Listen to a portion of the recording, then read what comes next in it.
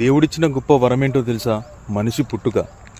ఎందుకంటే ఒక్కసారి చూడండి, ఒక పక్షిని చూడండి, ఒక జంతువుని చూడండి, తన ఆహారం కోసం ఎంత తిప్పలు పడుతుందో. ఆహారం లేక బక్కచిక్కిపోతున్నాయి మొత్తం జంతువులు కానీ పక్షులు కానీ. మరి అలాంటి పరిస్థితి మనకు రాలే కదా. మనం చూడండి, మంచి 3 పూటలు తింటున్నాం, పంటున్నాం, పొద్దున్న లేచి ఏదో పని చేసుకుంటున్నాం.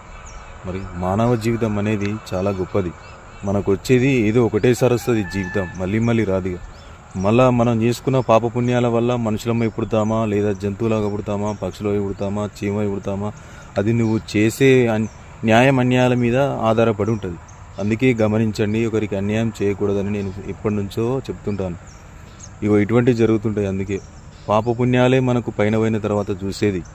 నీకు ఎంత ధనం ఉంది, నాది కింద 4 కోట్లు ఉండే, నాది 10 బిల్డింగ్లు ఉండే అంటే లెక్క ఉండదు. నువ్వు ఎవరికి పాపం చేసినావు, ఎవరికి అన్యాయం చేసినావు, దాని ప్రకారమే నీకు శిక్ష అక్కడ.